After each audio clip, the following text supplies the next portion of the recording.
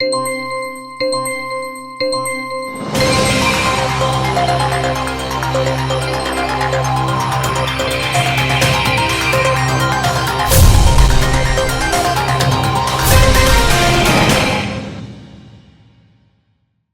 दर्शकों, बात आज की चैनल में आपका स्वागत है। मैं हूं निपुण भार्गव और पेश है आज की सच्ची बात पक्की बात।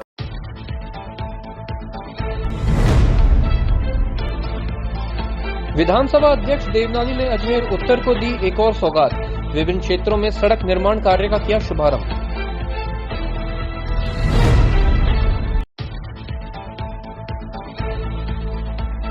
पुत्रियों ने निभाया पुत्र का फर्ज, अपने पिता को दिया कांधा और मुखाग्नि।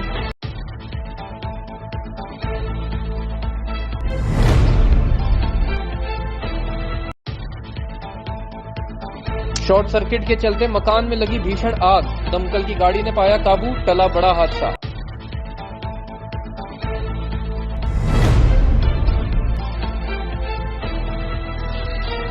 चेन स्नैचर्स का आतंक बरकरार, इस बार गरीब सब्जी वाली को बनाया निशाना।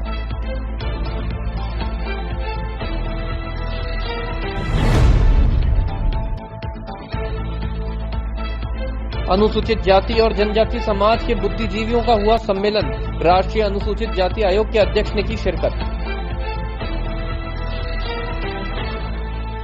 और अब शुरू करते हैं बातों का बेहतरीन सफर। राजस्थान विधानसभा अध्यक्ष और अजमेर उत्तर के विधायक वासुदेव देवनानी ने आज अजमेर उत्तर में एक और निर्माण कार्य का शुभारंभ किया। आज उन्होंने आतेड़ क्षेत्र में 15 लाख रुपए की लागत से सीसी सड़क निर्माण कार्य का श्री गणेश किया। इतना ही नहीं, इसके अलावा गांधीनगर क्षेत्र में भी 8 लाख रुपए की लागत से सड़क बनने जा रही है। देवनानी ने लोगों की पानी की समस्या का भी समाधान किया है और इस पूरे क्षेत्र में पानी की लाइन भी बिछाने की बात कही। उन्होंने कहा कि अजमेर उत्तर के विकास के लिए सरकार पूरी तरह से प्रतिबद्ध है। इस आतेड़ क्षेत्र की बस्ती में जहाँ काफी समय से सड़क टूटी हुई है, नालियाँ टूटी हुई थी और चुनाव के समय भी इन्होंने समस्या से अवगत कराया था। मैंने इनसे वादा किया था कि मैं इसको बनवाऊंगा। आज उस वादे को पूरा करने के लिए यहाँ पर 15 लाख की लागत से सड़क और नाली बनने जा रही है।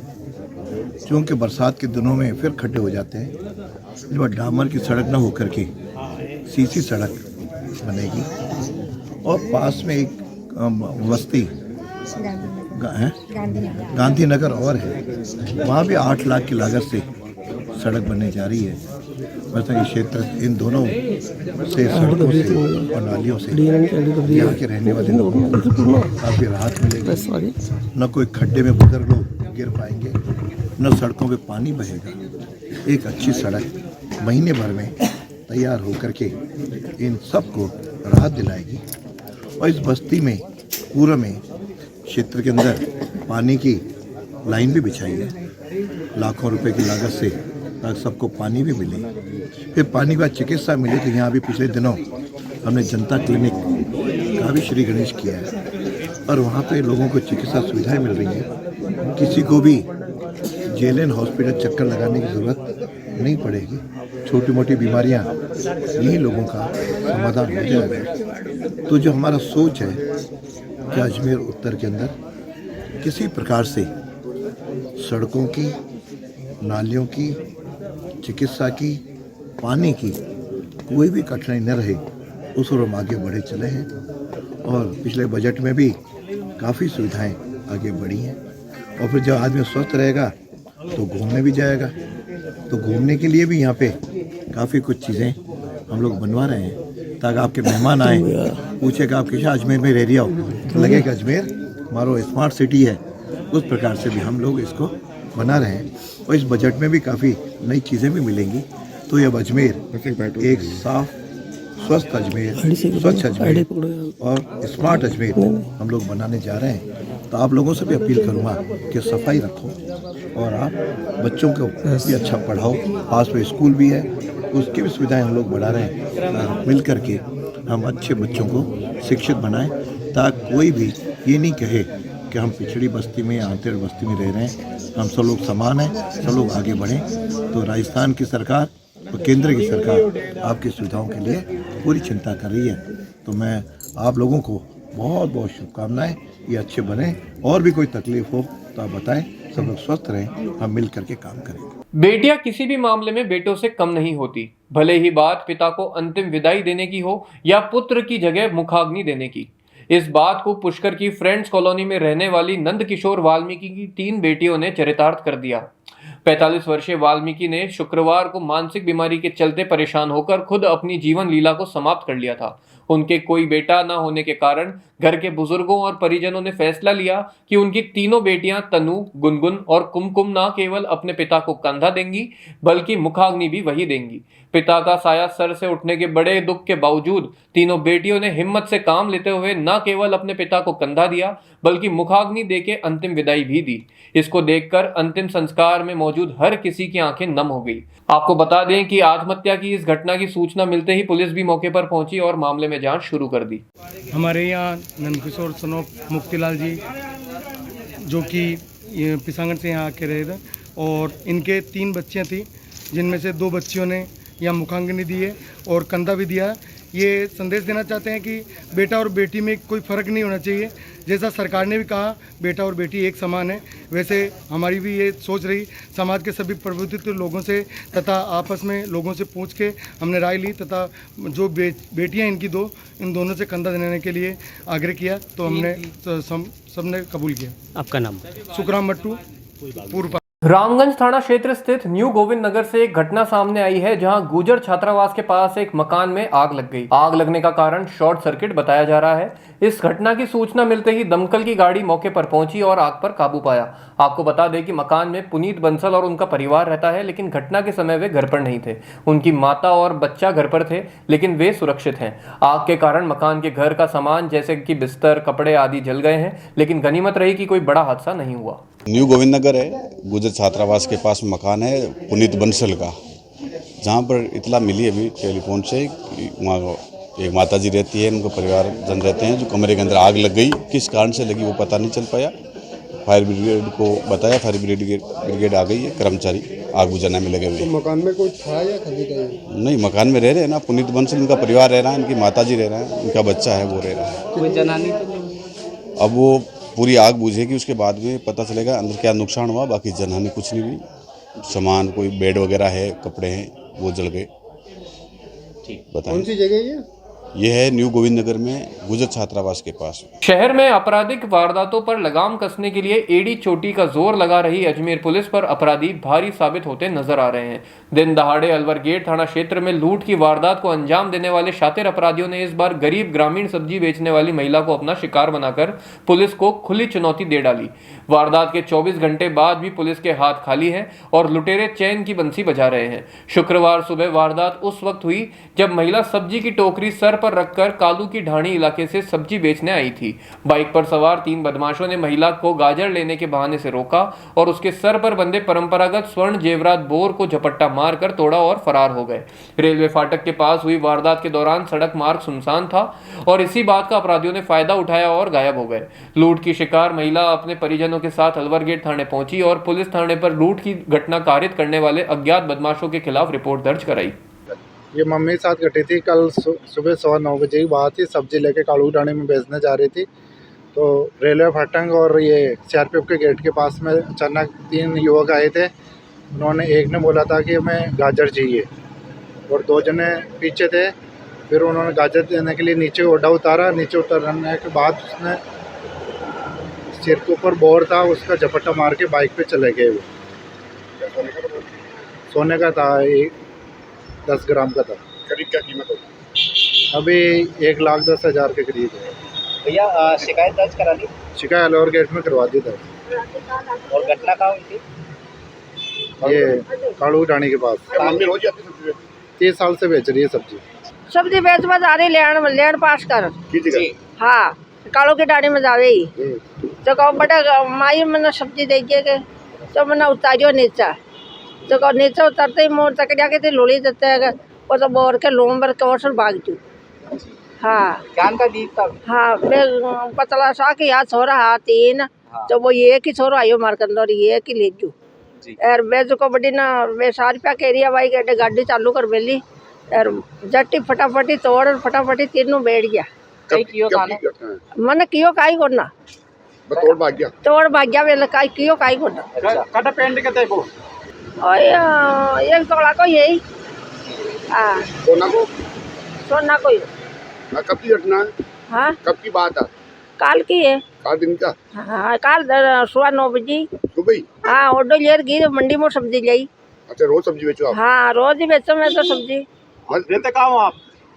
बढ़िए तो रोज ऑटो बेचवा? हाँ क्या थाने में दी क्या रिपोर्ट? खाना में दे दी ना कौन थाने में? आलू गेट में? हाँ आपको नाम बताओ। गुलाबी है नाम किसी के रहे हो? हाँ किसी के रहे हो आप? बढ़िए आज अनुसूचित जाति और जनजाति समाज के बुद्धिजीवियों का एक सम्मेलन आयोजित किया गया, जिसमें समाज की वर्तमान स्थिति और सरकारी नीतियों के प्रभाव पर चर्चा की गई। सम्मेलन में वक्ताओं ने कहा कि अनुसूचित जाति और जनजाति समाज के लोगों को सरकारी नौकरियों में आरक्षण के माध्यम से लाभ पहुंचाया गया था, लेकिन वर्तमान में यह स्थिति बदल गई है। वक्ताओं ने सरकार से अनुसूचित जाति और जनजाति समाज के विकास के लिए ठोस नीतियां बनाने की मांग की। इस सम्मेलन में अनुसूचित जाति और जनजाति समाज के विभिन्न क्षेत्रों के प्रतिनिधि शामिल हुए। उन्होंने अपने अनुभवों और विचारों को साझा किया और समाज के विकास के लिए सुझाव दिए। इस दौरान मुख्य अतिथि के रूप में राष्ट्रीय अनुसूचित जाति आयोग के अध्यक्ष किशोर मकवाना ने शिरकत की। जैसे आज इकट्ठे हुए हो ऐसे आगे इकट्ठे हो, यही और तो कुछ नहीं है ना। आपका संख्या बल और आपका राइट ऑफ वोट इस देश में आपकी ताकत है खाली, जो डॉक्टर अम्बेडकर देंगे आपको। आपका राइट ऑफ वोट और आपका स्ट्रेंथ जो इस देश में है, वो इस देश के सिस्टम को चुनौती देता है। इस देश की व्यवस्था को एक ही व्यक्ति चुनौती देता है, उसका नाम है डॉक्टर भीमराव अम्बेडकर। इसके अलावा कोई चुनौती नहीं देता। अजमेर के फव्वारा सर्किल से दरगाह तक जाने वाली रोड में जल भराव और नाले की समस्या को लेकर क्षेत्रवासियों ने अपनी चिंता व्यक्त की है।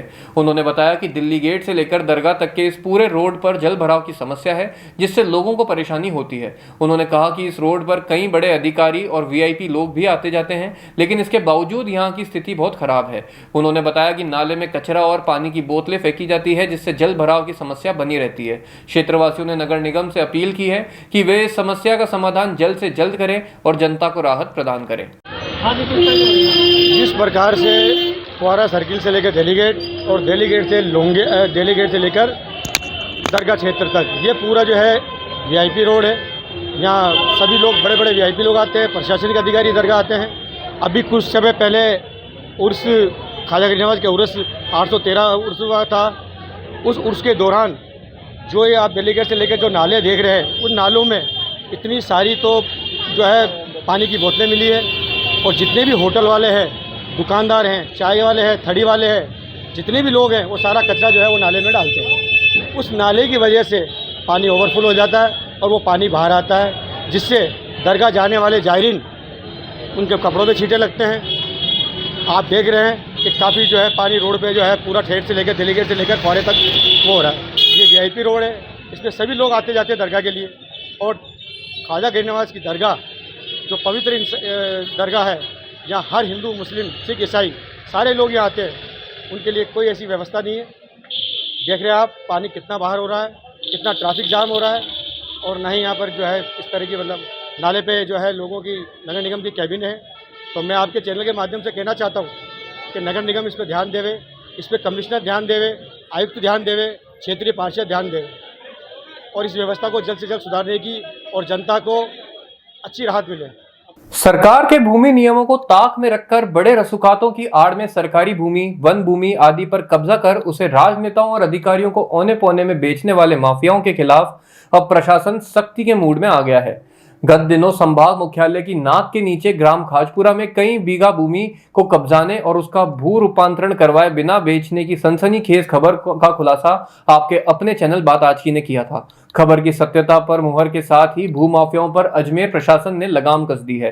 काश्त की निजी खातेदारी और उसी के पास वन भूमि पर कब्जा कर बेचने वालों के खिलाफ कार्रवाई करते हुए अजमेर तहसीलदार की शिकायत पर कोर्ट ने आरोपियों को नोटिस जारी किए हैं। मामले में हर्ष केडिया, कमल सैनी, कैली, गुलाबी, सुनील, नेमीचंद, जगदीश, छोटू, कर्मा, ललित सहित 10 से ज्यादा लोगों को परिवादी बनाया गया है। दावे में कृषि आवंटन नियम संबंधित शर्तों के उल्लंघन करने के कारण भूमि से बेदखली करने और सिवायचक घोषित करने के आदेश पारित करने की अजमेर तहसीलदार ने कोर्ट में दायर वाद में प्रार्थना की है। ग्राम खाजपुरा खातेदारी भूमि के मौके पर कृषि कार्य के अतिरिक्त भू उपयोग परिवर्तित करवाए बगैर गैर कृषि कार्य किया है। साथ ही कृषि भूमि पर कृषि कार्य न कर शर्तों को भी भंग किया गया है। खातेदारी कृषि भूमि को विधिवत रूप से बिना भू रूपांतरण के गैर कृषि उपयोग में लेते हुए कृषि आवंटन नियमन संबंधित शर्तों का भी मौके पर उल्लंघन किया गया। तो वहीं ग्राम खाजपुरा में खसरों की मौके पर जांच के अनुसार कुछ खसरों के हिस्सों पर बुरड़ और डामर से रोड बनाकर प्लॉटिंग भी की गई है और इन्हीं के बीच कई पक्के निर्माण भी कर दिए गए हैं। कृषि के साथ ही वन भूमि के बड़े भाग पर भी कब्जा किया गया है। अजमेर तहसील की ओर से उपखंड न्यायालय में दायर उस वाद पर नोटिस जारी किए गए हैं। मामले की जानकारी देते हुए नायब तहसीलदार महेंद्र कुमार ने बताया कि उपखंड कोर्ट ने तहसील के वाद पर नोटिस जारी किए हैं। सिर्फ खाजपुरा ग्राम की लैंड पर भूमाफियाओं द्वारा वन विभाग की भूमि पर कब्जा किया गया था, जिसकी शिकायत हुई। जांच करने के बाद सही पाया गया। आज उस मामले के अंदर नायब तहसीलदार जी की बात के ऊपर नोटिस जारी किया। 3 लोगों को किया है और क्या कुछ खास रहेगा। धारा 177 राष्ट्र खासकर अधिनियम 1955 के तहत ग्राम खाजपुरा की वर्तमान कसार नंबर 63596669 के मौके पर कृषि योजना भू उपयोग परिवर्तन करने के कारण मौके पर अनुसार अधिकारियों के विरुद्ध अपील तैयार कर माननीय न्यायालय उपखंड अधिकारी महोदय अजमेर समक्ष प्रस्तुत कर दी गई है। माननीय न्यायालय द्वारा प्रकरण में अधिकारियों के विरुद्ध नियमानुसार कार्यवाही हेतु नोटिस जारी कर दिए गए। विधिवत कार्यवाही की जा रही है। अरे गांव का तो रुपये की मुट्ठी भर ले गाँव का ही तकरार है। गाँव का ही तकरार है। मका गरीब की कौन होनाई करे। देखो कि रुपये वाले की तो हरे की होनाई कर ली, गरीब लोग की कोई होनाई न करे। तो भाई साहब तो बारह बस रिया है और अब कोई खाता उगड़े तो मालूम चले यार मालूम न चले हो तो कब्जे रही है। हाँ कब्जा है के मका था। अब कब्जा के नाम ले लिया तो मैं का ही कर। भाई बाबूजी माँ की तड़ी काकड़ी कौन माँ काकड़ तो बड्डी ने है तो बड्डी ना मैंने तो सर बाजिए तो सर हमारे जो घर ही बंद हो बोली। आज के लिए बस इतना ही। कल फिर होगी आपसे मुलाकात, तब तक के लिए आज्ञा दीजिए। नमस्कार।